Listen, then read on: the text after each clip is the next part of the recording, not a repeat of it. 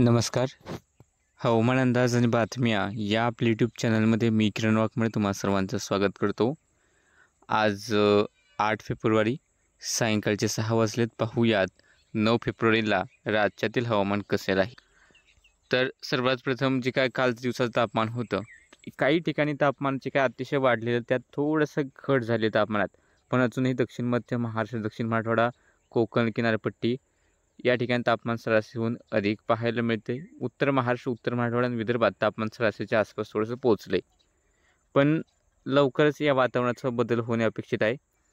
सध्या जर आपण पहाटेची थंडी पाहिली तर मुंबईच्या आसपासपासून इकडे पुण्यापर्यंत किंवा इकडे मध्य महाराष्ट्र, मराठवाडा, पश्चिम विदर्भ सर्वच ठिकाणी तापमान सरासरीहून खूप जास्त पाहायला मिळते. विदर्भातही थोडंफार थंडावा असला तरीसुद्धा या ठिकाणी तापमान हे सरासरीहून काहीसं अधिक आहे. आणि सध्या जे काही थोडेसे थंड वारे विदर्भाकडे थोडेसे येत आहेत, त्यामुळे विशेष थंडी तर नाही, मात्र काहीसं थंड वातावरणात टिकून आहे विदर्भाच्या आसपास. मध्य महाराष्ट्रात दक्षिण पूर्वेकडून येणारे बाष्पयुक्त वारे आहेत, त्यामुळे काही अंशी ढगाळलेलं वातावरण सायंकाळच्या दरम्यान पाहायला मिळते. आणि यामुळे दिवसभर जे तापलेली जी काही उष्णता आहे ती बाहेर फेकली जात नाही आणि त्यामुळे थंडी या ठिकाणची जवळपास नाहीशी झाली. पूर्वेकडचे वारेसुद्धा राज्यात वाहत आहेत काही ठिकाणी. सध्या आपण पहिल्यांदा ढगाळ वातावरण पाहिलं तर नाशिक, अहिल्यानगर, पुणे, साताऱ्यातील काही भाग, त्यानंतर सांगलीतील काही भाग, बीड, छत्रपती संभाजीनगर, जालना, बुलढाणा, वाशिम, त्यानंतर हिंगोली, परभणी, लातूर, नांदेड, धाराशिव या ठिकाणी काही अंशी ढगाळलेलं वातावरण आहे.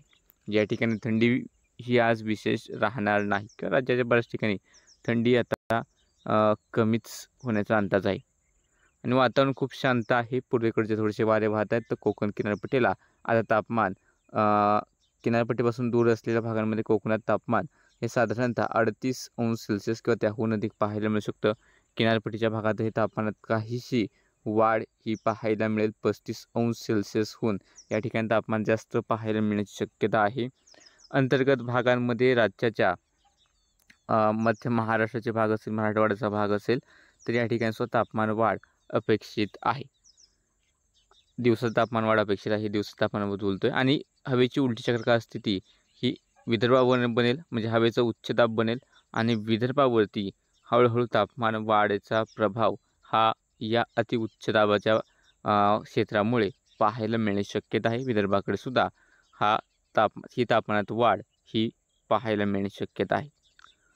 बाकी सध्याच्या अपडेटमध्ये इतकंच. सर्वच हवामानाचे अंदाज पाहण्यासाठी चॅनलला आता सबस्क्राईब करा. व्हिडिओ लाईक आणि शेअर करायला विसरू नका.